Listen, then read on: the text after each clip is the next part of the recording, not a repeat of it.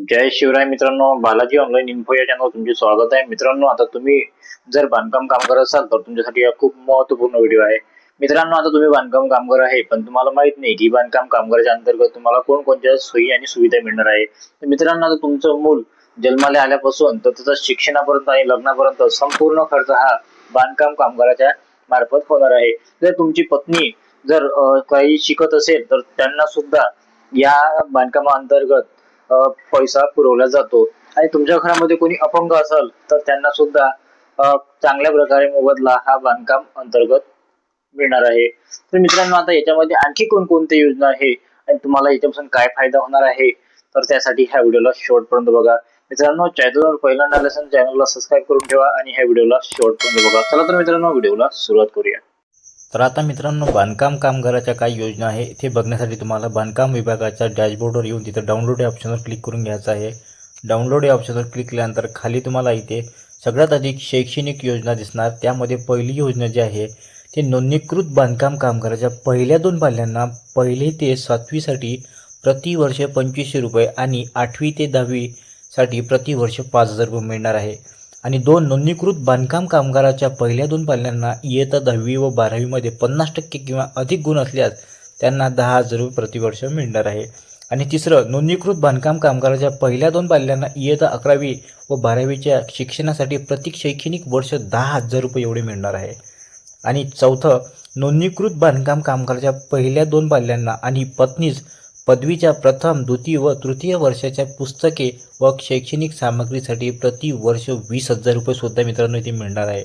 आणि 5वं, नोंदणीकृत बांधकाम कामगाराच्या पहिल्या 2 पाल्यांना आणि पत्नीस वैद्यकीय पदवी अभ्यासक्रमाकरिता प्रतिवर्ष 1,00,000 रुपये मिळणार आहे. आणि अभियांत्रिकी पदवी अभ्यासक्रमाकरिता 60,000 रुपये सुद्धा मिळणार आहे. आणि 6, नोंदणीकृत बांधकाम कामगाराच्या पहिल्या 2 पाल्यांना शासनमान्य पदवीकरिता प्रतिवर्ष 20,000 रुपये व पदव्युत्तर पदवीकरिता 25,000 मिळणार. आणि 7, नोंदणीकृत बांधकाम कामगाराच्या पहिल्या 2 पाल्यांना संगणकाचे शिक्षण म्हणजे MSCIT करिता शुल्क पूर्वी राहणार, म्हणजे पूर्ण फ्री राहणार.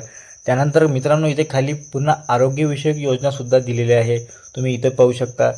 जर पती आणि पत्नीने पहिल्या मुलीच्या जन्मानंतर कुटुंब नियोजनाची शस्त्रक्रिया केल्यास त्या मुलीच्या नावे राष्ट्रीयकृत बँकेत 18 वर्षापर्यंत 1,00,000 रुपये मुदत बंद ठेवण्यात येणार आहे, म्हणजे डिपॉझिट करण्यात येणार आहे सरकारकडून.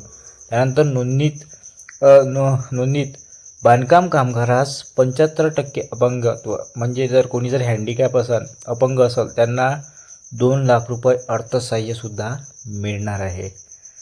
तर मित्रांनो, खाली काही अर्थसहाय्य योजना आहे. त्यामध्ये जर बांधकाम कामगाराचा जर मृत्यू झाला तर नोंदणीकृत बांधकामाला 5,00,000 रुपये सरकारकडून देण्यात येणार आहे. त्यानंतर नोंदणीकृत बांधकाम कामगाराचा नैसर्गिक मृत्यू झाला तर 20,000 रुपये त्यांना देण्यात येणार आहे.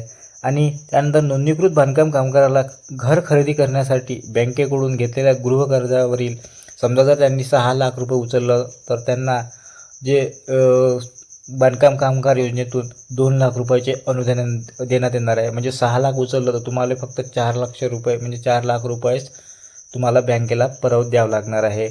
तर ह्या होत्या मित्रांनो बांधकाम कामगाराच्या योजना. तुम्हाला जर याचा लाभ घ्यायचा असेल तर तुम्ही सर्व योजनांचा इथे लाभ घेऊ शकता. आणि मित्रांनो, तुमच्या मनात काही असे प्रश्न असेल आणि काही शंका असेल तर मला कमेंट बॉक्समध्ये जाऊन तुम्ही कमेंट करून विचारू शकता. मी तुमच्या सर्व प्रश्नांची माहिती देणार आणि उत्तरे देणार.